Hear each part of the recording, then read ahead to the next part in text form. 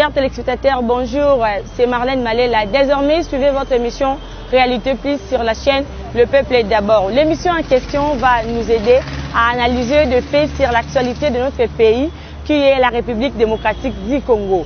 Mesdames et messieurs, cette émission Réalité Plus nous donne la possibilité de réagir à travers sa rubrique Mituna Nabiso. Bana ya tiangu, ya lufunga, ya moamba, funa. Ozana likambo ezolekela yo na commune na yo.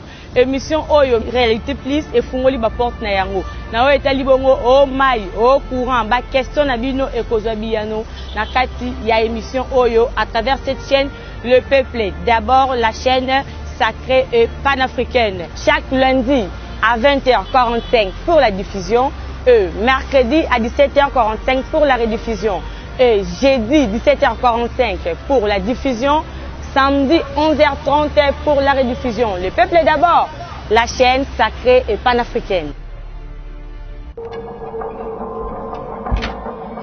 Voilà, merci beaucoup à vous tous, fidèles spectateurs, fidèles à la chaîne ou à Le Peuple d'abord, parce que vous êtes toujours là pour nous regarder partout dans le monde. Vous avez vu place Yébélé, na Congo, Congo Brazza, vous avez dans na Mitilia Poto, Bolanda la chaîne ou à Le Peuple d'abord, et puis vous allez bon fidèles à l'émission ou Réalité Plus, votre émission socio-politique et économique aux Arabongo présentée par votre humble servante Marlène Malela. À chaque fois tous Arawana pour nous faire analyse sur l'actualité en Boka Nabiso et Kolo Congo. Sur ce, dans ce plateau, Nazali Bongo na moi Mboka Pichungwene. Les diaspora, les tiarmen, tu remets Robeta Masolo, vraiment, et Tali Bongo, sujet, actualité, Mboka Nabiso, et puis Nazali Bongo, Namon Mboka, Ali Ahmed, Rachid, Azali Bongo, cadre à AFDC, donc Naïpe, tu Robeta Masolo, la carte Mboka Nabiso, tu Robeta Bongo, sujet, et Tali Bongo, Makamouya, élection au Congo, le peuple congolais, tout le monde a le cola Massano, le cola Bagé, est-ce que l'élection est causale, ou bien l'élection est causale, mais tout le monde, moi, Mboka Denika, Dimaba, qui était à Kosu, qui ça. Mayele ya batuana o nyuso bazo batele chez kozala te to moni na ba commune ebele na maluku na ba école moko na maluku na lingwala ba kei ko évaluer ba machine wana o kala mingi te awa tozo banda ba enrôlement ba mekina ko sala ba évaluation sur ba machine wana to beta lisolo nango awa et puis to beta lisolo ya social ya mboka na biso social toga ki président de la République. Pendant son interview, l'air avec la séjour à New York devant bah journaliste à France 24, le but bah momoko est belé au vraiment étiqueté population et on tourne tout bête à masolo nango awa le bel cérémonisme mais oui tel bon moi mboka François Béa à lobeli li susu c'est ba haute trahison et pour ayesu kolobela pour na ba élection kozala bato so bazo cancel ko élection kozala te kozala to kometa li solo yango awa na bandeko na tangi kombo wana sans plus tarder mwana mboka Pichungwene mbote na yo mbote mon panzi sango na pesi mbote na ndeko Ali Ahmed ko débatteur na ngai na pesi mbote na 84 millions de Congolais bazola nanga sans oublier bandeko babengai na Ituri précisément na Bunia na Iga Barrière pe na Mongwalu. On est ensemble avec vous to kolandela likambo état de siège ndé na Sarabino que état de siège et qu'on a jamais état de COP tant qu'abisso tozali awa l'état de siège elle-même se justifie mais la gestion nango ba sala ndenge nini nazako pesa bongo mbote na bandeko babenginga na Bunagana lobi nazwa ki 14 call c'est-à-dire rappel lelo nazwi 18 balobi mon pas dit sango nengo le kana ba tandoike en tout cas kozanga te ko biso parce que tozaka kawa sous l'invasion rwandaise tozo comprendre te ma fin c'est comme Kochama tozo futa taxe et on veut savoir est-ce que le gouvernement va libérer biso toyoki sango ke FARDC goya on ne sait pas quand pambate ba rebelle ba sur ba position et on va y arriver donc c'est pour vous dire que je suis avec vous maintenant ko baksa disusu ma dossier passeport ndeko fidèle moula jakanti na bossa na kieba mon passeport je continue et c'est le lobbying il faut y continuer. La Sengaki, Ouazali Bongo, en fait, chargé de la diplomatie congolaise, le ministre des Affaires étrangères, qui est le VP. Et donc, à Pessabiso, prix officiel et passeport à l'étranger. Jusqu'au maintenant, là, il n'y a pas un prix officiel. Les pays ici, la Bisso, ils ont un pays, pardon, des institutions fortes. Au lieu de un pays, un fort. lokola ebele tozomona lelo comme homme fort parce qu'on dit que bato comme ko dicter mibeko mais lokola les entrées déjà je pense qu'on aura le temps de développer alors ne changez pas les chaînes aujourd'hui gardez le peuple d'abord yo ou accélérer moi mboka ali mbote na yo mbote mopanzi sango mbote pe lisusu na ndeko na ngai pichu vraiment toyawa kaka ndenge ezalaka po tolobela makambo etali mboka na biso na ndenge ya kati te kino libanda epuis mbote na bakongole baso baolanda mbote makasi pe na baoyo ngai ya base ndenge na bengaka bango bana gala bana kingabwa limete mobimba mwamba na pesi bango mbote e bakinwa nyonso na yambi pe baku de fil ebele ya bandeko na nzela ya singa na chopo na bazuele pe lisusu na bakongo concernant émission tout ça là qui oyo koleka tout ça et puis nayoki ba makambo ba lobby ebele mais tout sola pe yango kaka obe na katia donc c'est ça.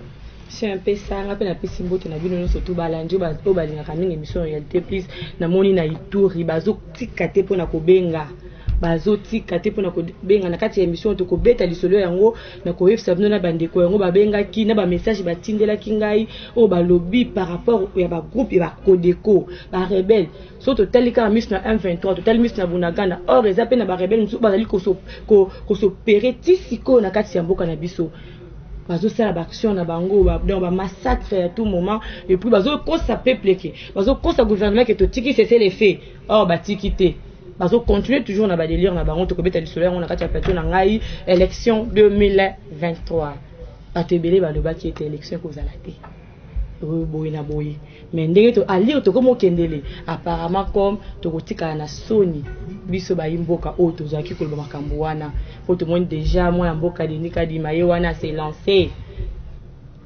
na makambo ebele bazo sala ba évaluation ya ba machine kala minute na octobre awa ndenge selon ndenge ba pesa ki calendrier na bango ki déjà ba enrôlement les ali ko banda mais le kambo ya ba fichier électoral oyo to zali vraiment ko comprendre yango te moi ya mboka ali élection 2023 to moni déjà makambo e bandi to lo banini bon ya yambona lo ba esengeli bato ba eloko moko tobimaka na ba débat stérile elingi kolakisa ke seni aza organe technique oyo il faut bato bayeba babengi yango commission électorale nationale indépendante yango azali wana mpona koorganize ba élection avant seni a organise ba élection aza na ba travailleur permanent te ndenge tokomona na ba biloko misusu ya l'état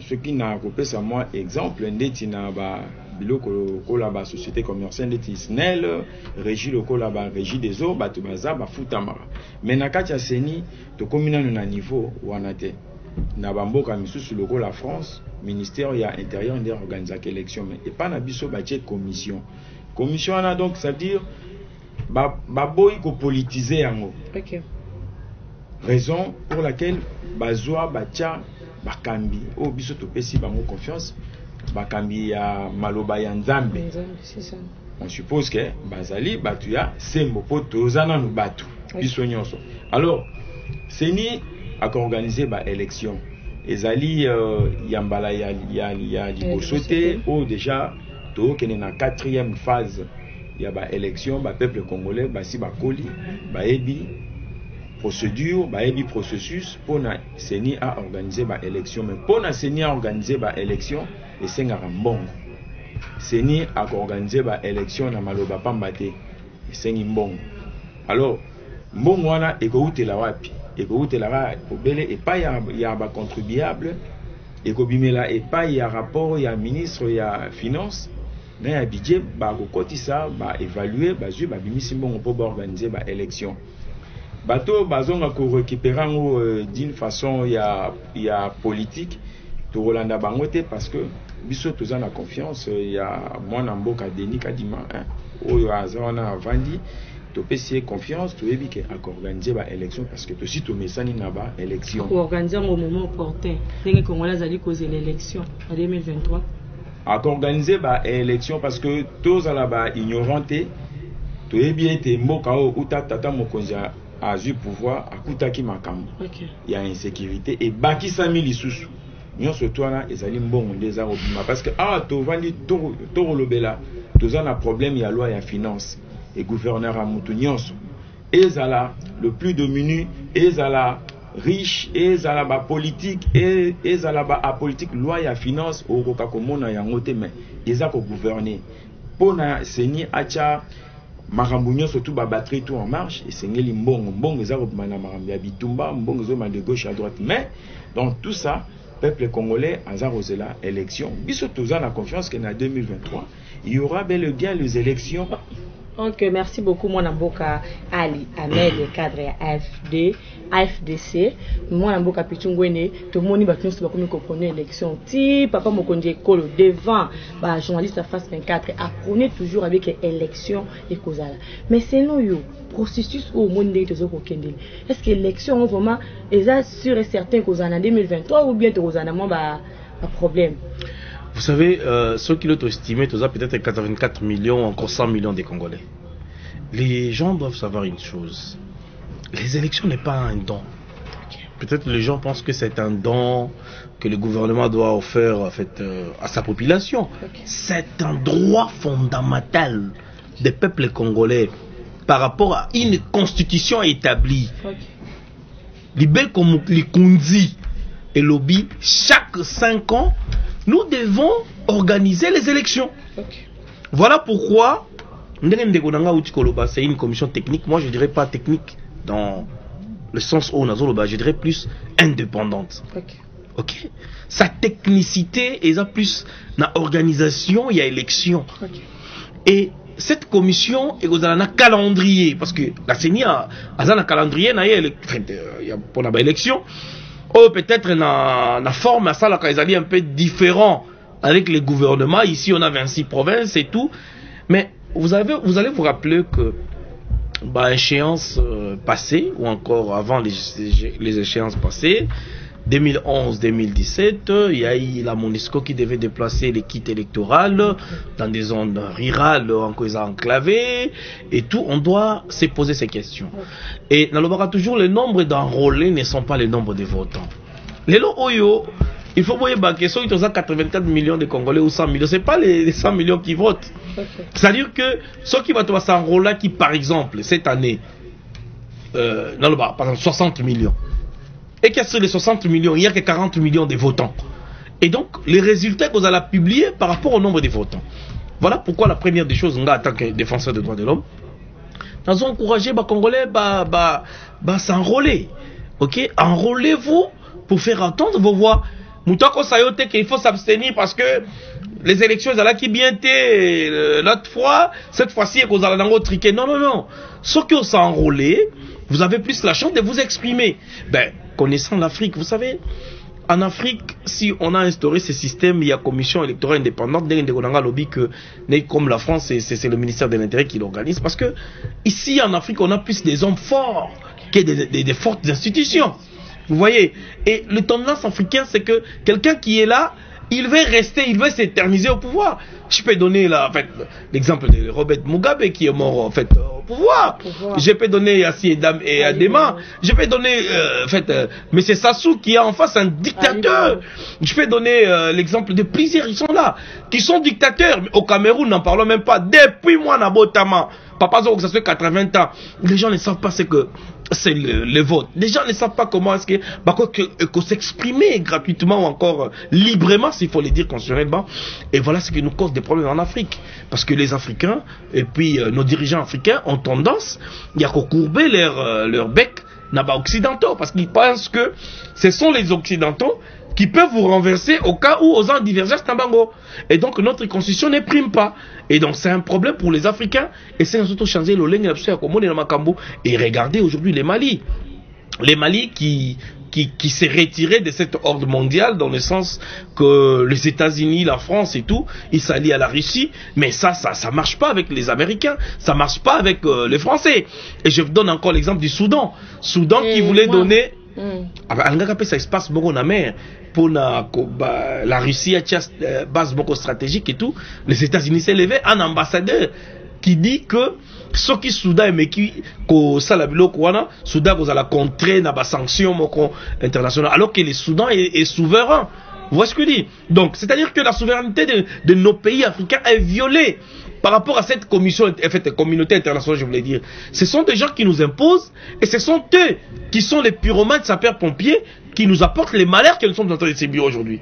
Parce que d'une part, quand on parlait des guerres à l'Est, on parle des guerres en Afrique, on va trouver que, en fait, place nous sur français, il y a des problèmes. Au Mali, ne parlons même pas. On va aller en Somalie, pardon. Est-ce que vous trouvez que élection oui, en tant que démocrate, je pense que c'est la voie autorisée. Hein. On ne peut que accéder à des élections pour défendre, je dirais, Badouana Bisso, et on doit s'exprimer. Ici, c'est question de conscientiser la population. Comment voter et pourquoi voter. Je ne vais pas aller qui voter. Déjà comment voter. Voilà ce que je dis. Non, mais attention, comment voter? Il y a plusieurs qui ne savent pas comment voter. Hein. Comment voter? C'est pas ça comment voter. Parce que les Congolais sont matures aujourd'hui. Ce qui va Kosakibiso l'autre fois, je pense que cette fois-ci, les gens peuvent voir tous les aspects de la vie avant de voter. Donc on doit soutenir l'idée de Kadima, la procédure, mais c'est Kadima, il est dans une commission indépendante. Okay. Il doit prouver son indépendance. Pas je parle pas, mais c'est Kadima en tant qu'individu, en tant qu'une institution. Vous voyez ce que je veux dire? Donc une organisation indépendante. Donc c'est-à-dire qu'il doit prouver son indépendance. Il faut aboya ou une injonction. Il faut autant apporter, le gouvernement apporter au Ezali Bongo, Mosolo, au permettre d'organiser l'élection. Il faut en tout cas aboya au Ezali report à l'élection. Parce que ces reports-là, ils ont des conséquences néfastes auprès de la population parce que la Constitution donne encore à cette population les droits de revendiquer. C'est l'article 64. Donc, vous allez pouvoir donc, vous avez tous les moyens possibles de pouvoir. Donc, ça, c'est encore la Constitution. C'est là où les autres vont oser la biso de l'eau. Ceux qui organisent l'élection, je parle du gouvernement, ceux qui biso, je ne suis pas dans la chose publique, mais ici je parle en tant que Congolais, si le gouvernement n'organise pas, voilà ce qui va arriver comme retombée. Et je n'aimerais pas, je ne souhaite pas qu'il y ait des élections en République démocratique du Congo sans Bunagana. Bunagana aujourd'hui pas infiltré, mais c'est sous invasion rwandaise. Les Rwandais est en train de déprimer parce que, excusez, je vais finir juste, il y a les chalins ougandais, il y a le franc rwandais qui circule dans Bunagana. Ce qui est néfaste, ce qui est en tout cas hallucinant. Mwana mboka ali toujours kota na kati ya CGS mwana mboka pichu kozala motema moto te parce que ya ngonde za livrement point autre ko vandela yango ata panda soki combien de minutes to le béano likambo élection mokie mwana mboka ali na yebi ete ozala parmi au processus wana ya CENI et tout consort tout parce que tu as été déjà un candidat na ba maponono eleki processus na ndenge mwana mboka denika di mazali ko tambusama. Est-ce que pour nous, au moins il y a une amélioration par rapport à l'éleki ou bien ça a rendu moko. Congolais à s'attendre qu'à qu'il y a aux oies makambo à zoa, par résultat à zoa na ba oeleka. Bon, concernant na lolenge mwana mboka kadima azotambusa makambo. OK. Ngana lobake ba sanctionnera mutu na suka na ebandelité. Ba sanctionnera mutu na suka mais na ebandelité parce que ceux qui to bandi ko sanctionner mutu na ebandelika raboye to sali eloro morote to zonga lisusu nde obele sima pona nini ngai nazalaki candidat na travailler pe na CENI. OK. Na département au etalaka makambo etali droit na service disons au etali makambo etali droit. J'étais parmi conseillers juridiques na kati ya makambo etali CENI na Congo central. Na yebi makambo na comment est-ce que etambolaka. Tolo bara lokuta te esengeli tolo bara sembo. Parce que biso tozana posa ya succès. mais ceux qui va tiquer l'espace il y a ça la makambo ça appelle et le remoroté parce que causa na kati na libanda déjà il y a recocanate. Alors ba élection et gozala pour nandeko azotambusa makambo malamu jusque là mais pour muto atambusa makambo malamu et sengeli ba imboka président de la République Baimboka biso ba compatriotes même les président de la République tout d'abord aza compatriotes biso nyo surtout ba compatriotes ndeto fungola miso pour ba élection ezala lolenge biso toza ko lingela ndenge makambo ezako évoluer lelo ba élection ya kala ezala ki ndenge to mona ki me oyo euti koleka ezaki ba élection moko bo électronique yangonga oyo pe on suppose et occupé kozala semi-électronique. Oui, yangonga oyope et occupé kozala pe sous bongo peut-être ba koki ko batsango sunguya et sengeli siko bien avant en amont a signalé déjà bon se préparer hein, et au sale maboé parce que seni azana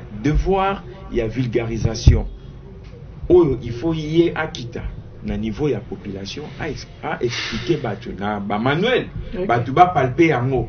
Exactement que Bofandi après une semaine avant ba élection ba bingno boya koye kolate et sengeli batu kino ba okenda ba yebake to kosala boye bongonde makambo biso tozana posa et tambola concernant refi ya ba ou protestation ya ba résultat ya baninga ngala ngoloba boye ezala baye oyo ba leki ba député ezala mokonzi ya mboka aleki président de la République tout ça là un problème tout ça ba démocrate pona nini seni asengaka ba identité ya solo ya ba candidat c'est ça la démocratie eza kola kisa ko tchana se ndenge biso ba kinwa to lobaka to tchana se boko pelisa mboka te pona ba résultat biso nyonso batu ba yebi to zalaki élu mais toza wanate. En fait, est-ce que ezali raison on il faut na banolekana ça la makele l'été ndeko pe akoti kuna pourvu que à travailler ka pour na intérêt général ya mboka na mission aux population atelier toko pelisa mboka te ngana rosenga na ba peuple congolais ceux qui ba lancer enrôlement boya ko s'envoler ko se plaindre il faut qu'on en a quatre histoire qu'on a libanda ya histoire te. Voilà, merci beaucoup mon mboka ali wana ezala ki bongo maloba na ye to kotimba moko na sujet o esala mwana mboka pichu eningisaka ye mutema lobi na vandi na moni ndeko moko akomelinga ndeko Benjamin Bahati as acteur politique donc na niveau ya Ituri kuna na parti cher ya Lubanga alobi ete maman Marlène il faut boter mais la makambo oyo bande kona biso ya bakodeko donc to ebité bino bozo telema kuna obunanganda o nini o M23 mais ba milice oyo na benga ba milice hein bakodeko bande kona bakodeko wana en tout cas eza pasi makasi bazo senga cesser les faits bazo senga makambo ebele mais to ebité.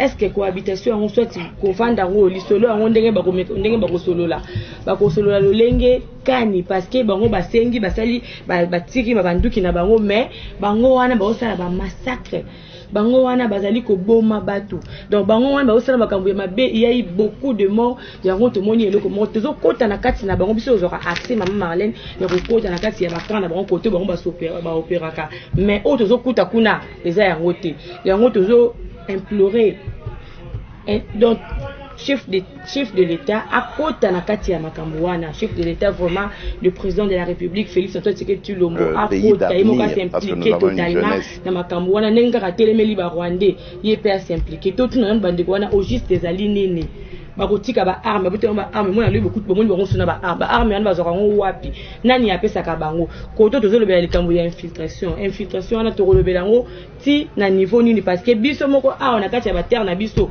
ça continue toujours mwana mboka pitu likambo ya bunaganda o likambo ya bakodeko matondo mingi bon ngala komanga mingi na iPad na ngai de questions parce que ndeko il a été excellent ben la ligne a corrigé l'homo ndeko na ngai Ali. Je pense pas que la démocratie est synonyme à Routianacé. Non, c'est pas ça. la logique de la démocratie, on a ce qu'on appelle la légitimité et l'égalité. Hein? Il y a quelqu'un qui peut déclarer, en fait, qui peut réclamer sa légitimité, et il y a quelqu'un qui est légal, qui est établi par la commission. Mais ce qui m'a soit monique, il y a eu fraude, il a droit. Candidat ne soit pas réclamé, Papa Etienne Tshisekedi l'a prouvé. Il était le président, pour lui, il était le président élu. Mais la légalité était avec la Kabylie à l'époque. Papa Etienne Tshisekedi a prêté serment avec Moleka et vous avez suivi. Et après, il a ordonné à ce que Moutounion Sakoye, la Kabila, ligoté à Rosana Prime. Il a prenez-vous en charge. Mais oui, papa a tikalaki qu'on réclamait légitimité na etina liwa. Donc c'est pour dire les élections, la démocratie, ça se définit comme étant pouvoir du peuple, pour le peuple, par le peuple. C'est là où le peuple s'exprime. Mais en 2023, tolingi tozasuna ba problème, ba conflit entre légitimité et l'égalité. Tolingi que soki ndeko ali muto a gagné ba élection. La CENI doit être en mesure de proclamer muto a gagné ba élection. C'est ça mon problème. Et en plus, c'est qu'on veut les élections moko apaisées, les élections moko crédibles, je dirais démocratiques, pourquoi pas? Parce que le peuple va s'exprimer. C'est ça la démocratie, c'est ça la constitution. Alors, bandeko bengi na bunya, en tout cas, bunya mikolo yo ezala maboko nanga, na bandeko nyonso tozolandela yango. Capitaine Béaki Sobazong c'est là qui est $500 nae. Et pas ya ndeko moko juge, je pense président coup. Bazong si na maboko avocat nae, mais tikali $600. Oh la dame moko azo ko devoir yé, c'est une dame oyo. Yé a Defisaki Mosolo, c'est un capitaine qui était dans front, Bakangi et tout consort. Voilà, l'état des sièges elle-même est à m'abêter parce qu'on a validé 77e, je pense, Conseil des ministres où le président de la République, avec le collège de son gouvernement, je dirais les ministres, balobi que non, l'état des sièges, ils ont raison à cause de là parce que il faut éradiquer le groupe rebelle et puis récupérer Bunagana. Voilà la mission de l'état des sièges de Zanango. Et pendant ces moments ici, Tomoni, l'entrée de l'armée kenyenne, logistique et côté Nzela Moussoussou et les militaires sont rentrés par Kassindi. Et maintenant, ce qui inquiète la population, encore les Congolais que nous sommes, c'est que zone tampon. Zone tampon, c'est-à-dire que le militaire kenyan, Balimba Komana Katikati. Donc, c'est-à-dire que la FARDC de ce côté, le rebelle du M23 de ce côté, personne n'attaque l'autre. C'est pas ça la mission. Hein, c'est le Tundula qui doit nous éclairer. Il doit nous éclairer sur ça. C'est pas ça la mission. La mission, il y a AIC, Oyo, Mboka qui pour éradiquer les groupes rebelles, y compris les M23, qui sont considérés comme étant des mouvements terroristes. Et donc, le communiqué du gouvernement à travers Mouyaya dit qu'ils sont considérés comme étant terroristes. Ces gens ne seront plus réinsérés dans l'armée. Et donc, on n'aura pas question de négocier avec ce monsieur. Ces gens-là, c'est du M23 parce que on a prouvé par les rapports, les derniers rapports des experts de l'ONU qui ont prouvé que c'est les Rwandais qui est derrière eux parce que donne à Monisco et Monaki comment les militaires rwandais vont au quota et la population de Bunagana eux-mêmes ils ont déclaré et par les voies en fait, légales que c'est en tout cas les Rwandais qui est derrière eux. Et vous allez comprendre ici il est question il y a souveraineté en Mbokarabiso et Zali violenté. Les droits internationaux, parce que la déclaration universelle des droits de l'homme, la charte ya ONU, aucun pays est quoi siéger pays moussous. Aucun pays est quoi agresser pays moussous. Donc, biso faut na oba bengi une relation de bon voisinage. En fait, à travers une diplomatie. Notre ambassadeur est encore au Rwanda, l'ambassade du Rwanda est au Congo, mais ici il est question d'agression. Oyo biso to confirmé en gros. Pas seulement le communicateur, en fait, le chargé des communications et le gouvernement, mais le président de la République. Il a été constant, ce que j'ai aimé dans son discours. Le discours, en fait, c'est des discours précédents, avant le discours il y a Nations Unies, il a été constant. Il a cité les noms du Rwanda. Ça, c'est un courage en matière de diplomatie. Et encore, au niveau des Nations Unies, il a encore cité les noms du Rwanda.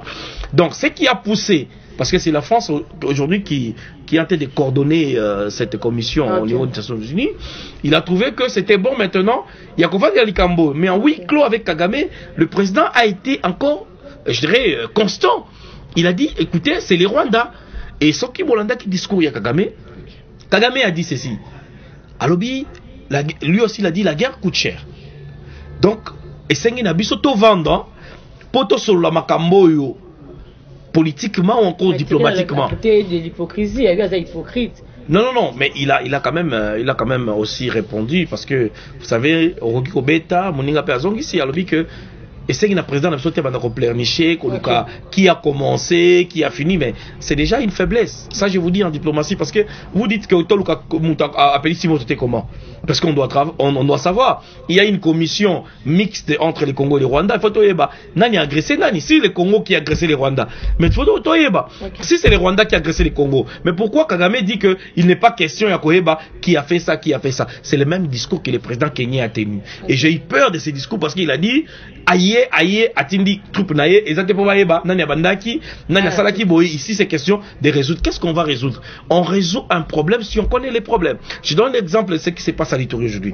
Ça s'appelle des conflits communautaires. Mais vous n'avez pas des experts en matière de conflits communautaires. Je demande au général Luboya, bien qu'il, je dirais, il est un gouverneur militaire, mais il peut aussi travailler avec les civils. Surtout en matière de résolution des conflits. En matière de résolution des conflits, il a échoué. Les notables de là, qui va en otage Nanjougou par les Codeco ont été relâchés, mais c'est là qui cope. Et aujourd'hui, les Codeco continuent à avancer, à traquer les gens. Les gens meurent. Mais vous arrêtez déjà arbitrairement à Bounia. L'auditorat militaire, c'est les. Je vous appelle, je vous signifie que les auditeurs supérieurs, ou encore auditeurs Yabounia, Azana pouvoir T. Vu pouvoir, il y a état de siège. Donc c'est le premier, en fait, comment on appelle, le juge, les magistrats, l'avocat qui a plus de pouvoir, il y a Kokangabato. Vous voyez ce que je vous dis? Mais aujourd'hui, on commence à arrêter. Il y a eu des femmes qu'on a exposées, Bakanga Bango, Batekaba armes, mais aujourd'hui, ils ont prouvé que les allaient bangoter. Mais les lots Oyo, le président de la République, a tenu discours, il a cité les généraux Yav. Azali en connivence, c'est-à-dire que enquête elles ont continué pour déterminer qu'est-ce que arrestation arbitrairement bazoko c'est là batu bakopé so tenir ba Rwandais bakosi ke donc Maman Marlène bakoko koya na ndaku na yo babwakele na minduki bazokanga bango sko nana kobundela biso. Mais il faut se poser des questions. Qui est ennemi du Congolais? Qui est ennemi de notre armée?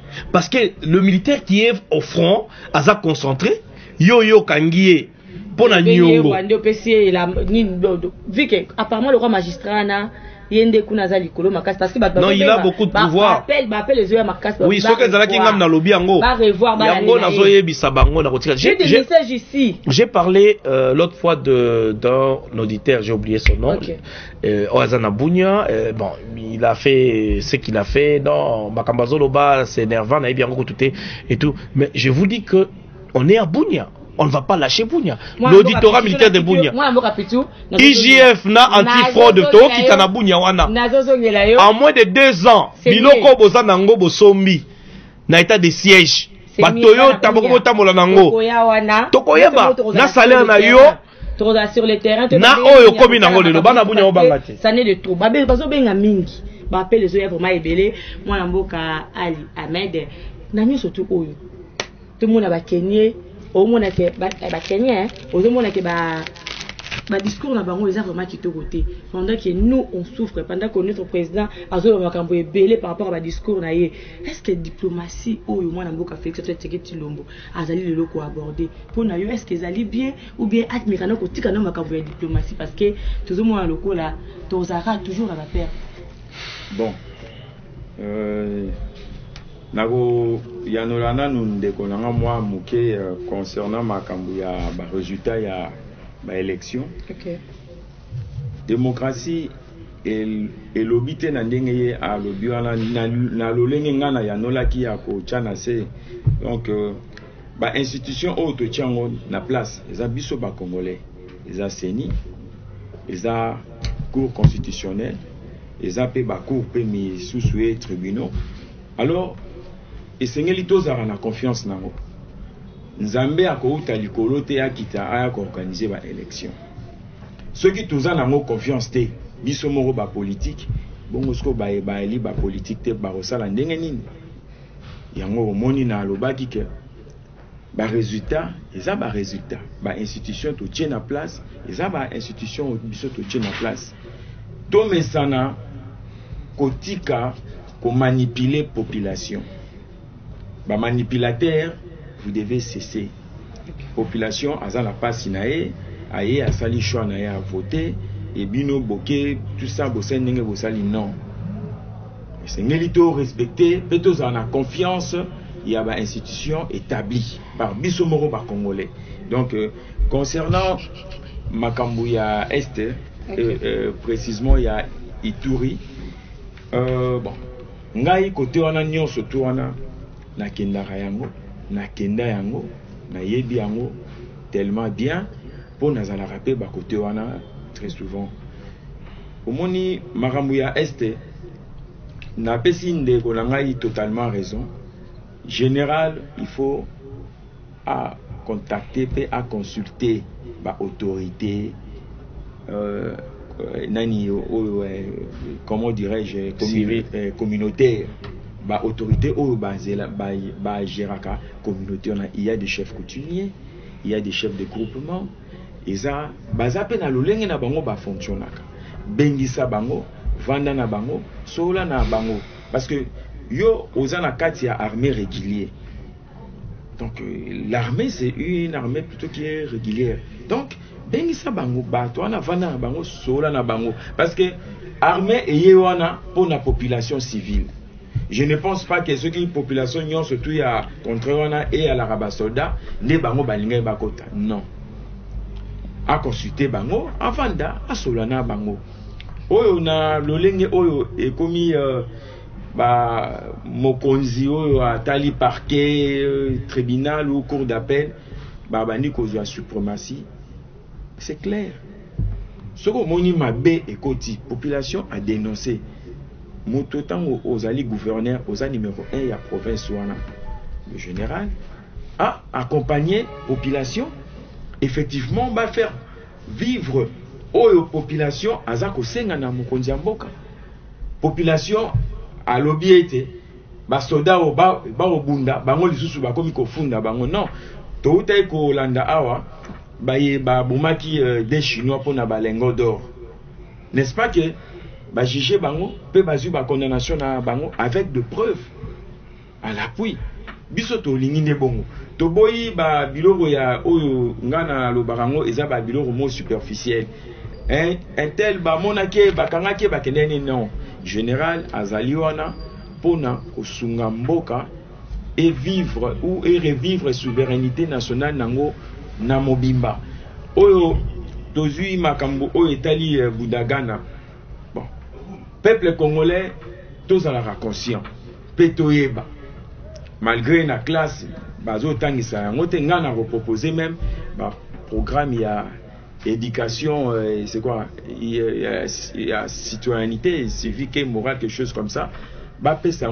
Et comme on a pondération, il y a munene, et comme on a cotation, munene na classe pour peuple congolais. Problème, il y a peuple congolais et zali souveraineté nationale nae. Biso lobi toroleka, bana na biso baroya, bakoko na biso baroya. Et sengeli ba pirijango bango.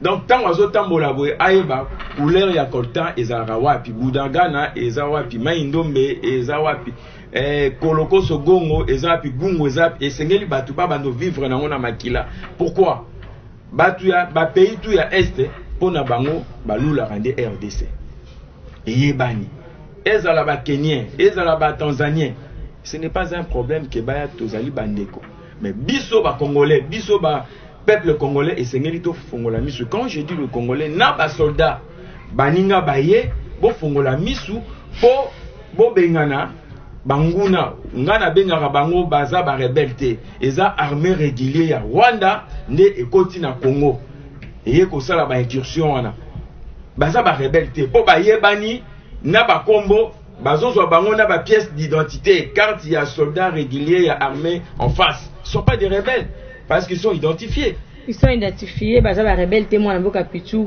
tutangi Kenya, tutangi ba pays ebele.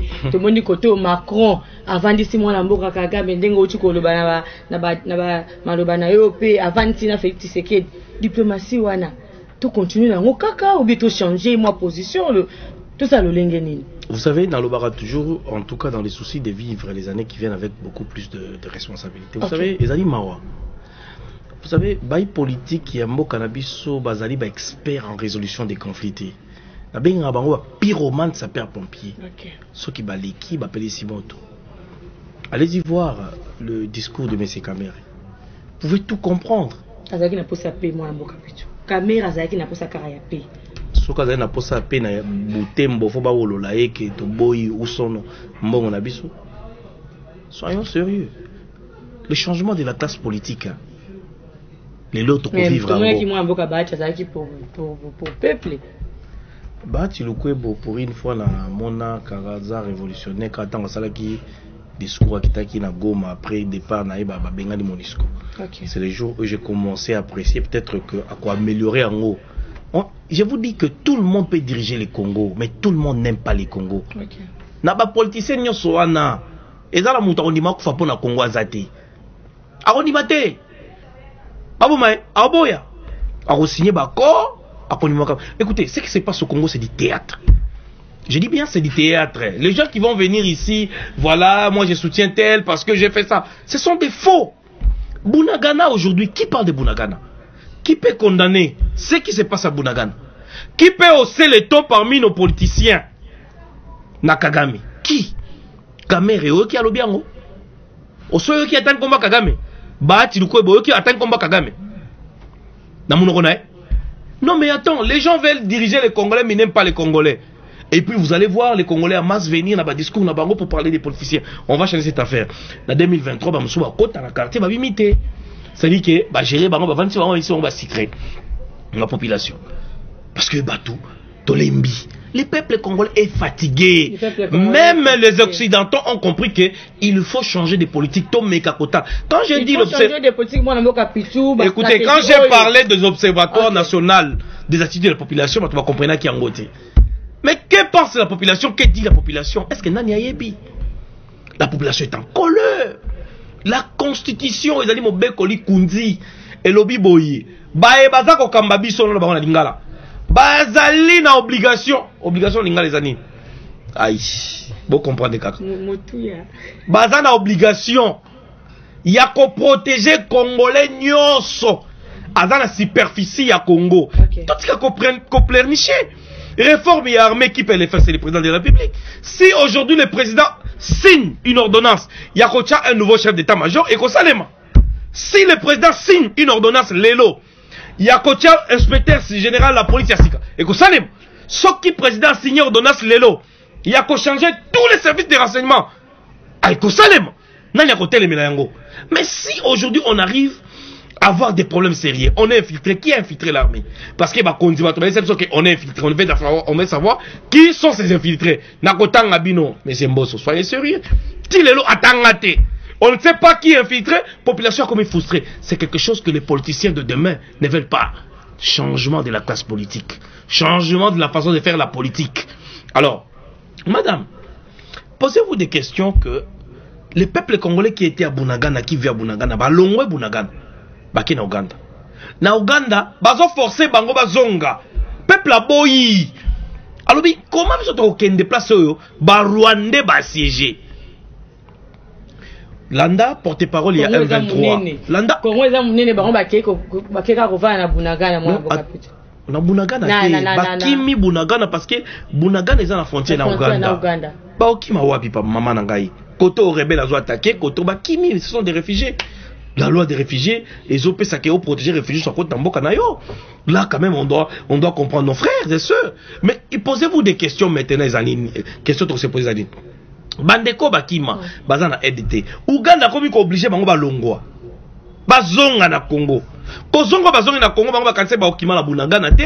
Ba même Bango na Mituka, Bike Boke destination, Moussou, ba se retrouver Bazana Katia Bunagana. Lelo ne tolo ba Bunagana bandako musu depuis kanga me fungwa mate ba shop e fungwa mate soki wilingoma soki botali ba vidéo salaka vous verrez qu'il y a pas la population à côté batiko sala meeting te mais ils imposent taxes lelo akomi koluka ba investisseur ba ya na Bunagana mais c'est très grave.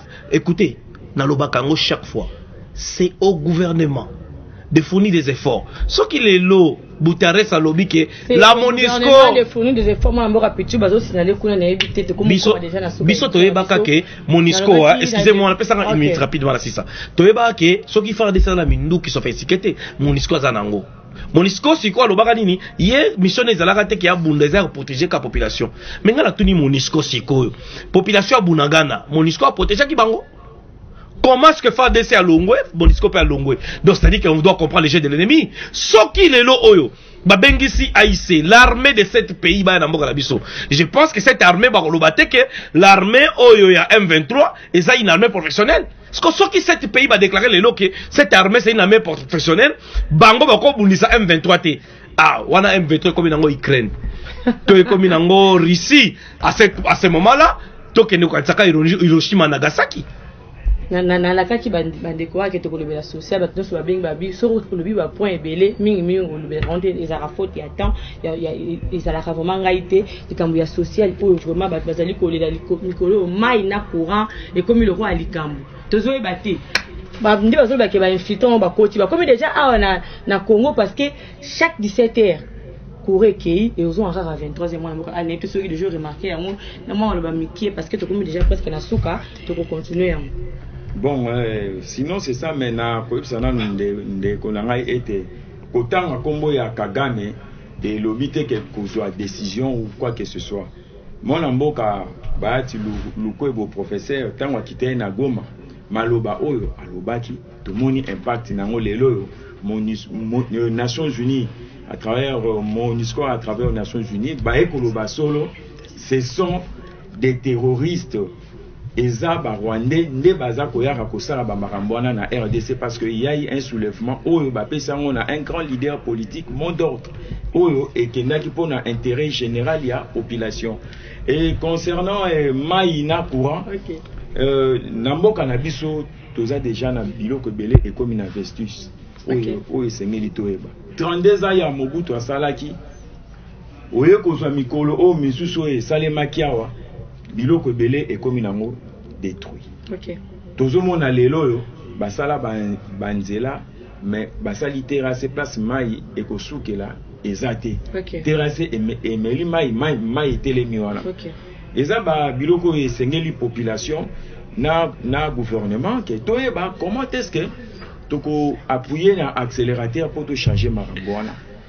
Nga na kolobela mwana mboka Jean-Tilingo Bilambaka et sengeli ate mela biloko wana parce que yende muto aza numéro 1 ya province ate le mela yango parce que to konva na te na ville urbaine boy sans courant sans maille en plein 21e siècle eza catastrophique soki to ndima yango pour na plaisir c'est que to comprendre les sous-soutés comme on dit mais quand même à part ça hormis cela il y a quand même des avancées sur le plan effectivement gratuité de l'enseignement et ali oye koto soins de santé il y a prénatal eza ofele oye koto projet il y a 145 territoires mbongo nango déjà eza à côté ce sont des sujets à développer oye koto IGT oyo ba inspecteur ya travail na Congo mobimba barara 66 lelo oyo na programme ezali il faut 1000 inspecteurs recrutement na bango déjà et bandi donc prochainement tokosola yango vraiment na mozindo nyoso le mot de la fin.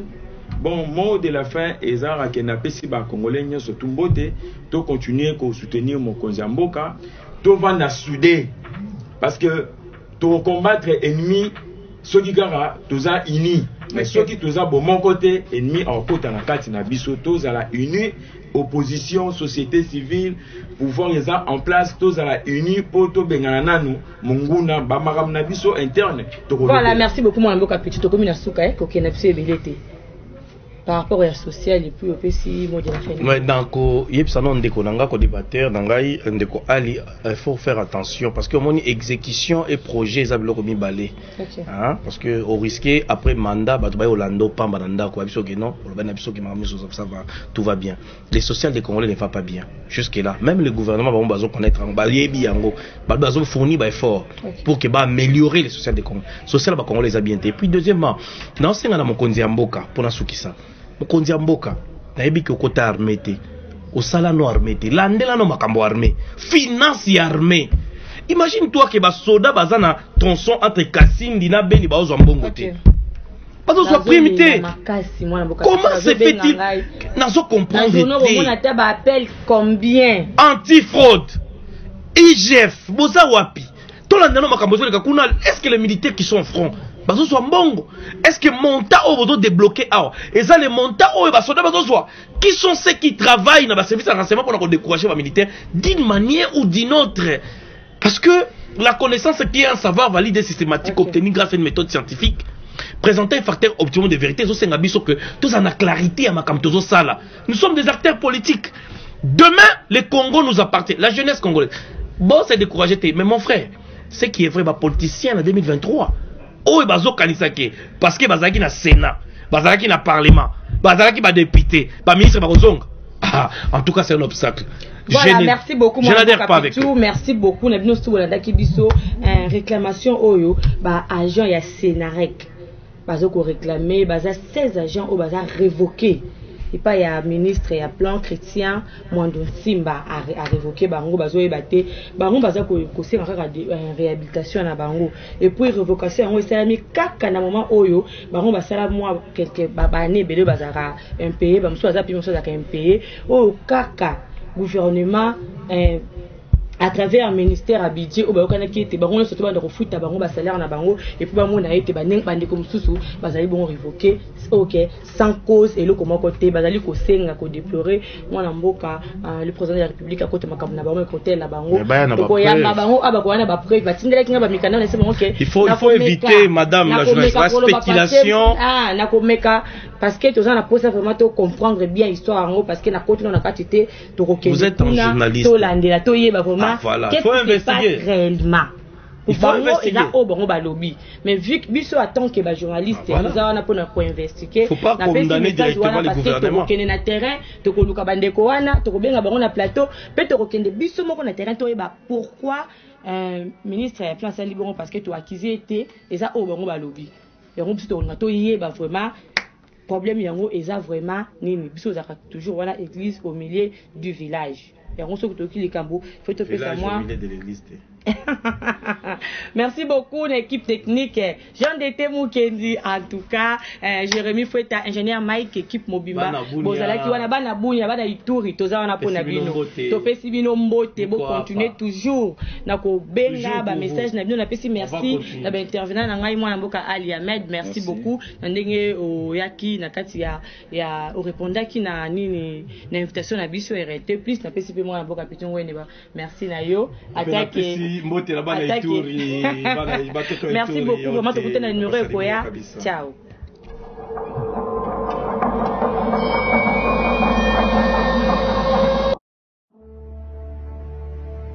Chers téléspectateurs, bonjour. C'est Marlène Malé, la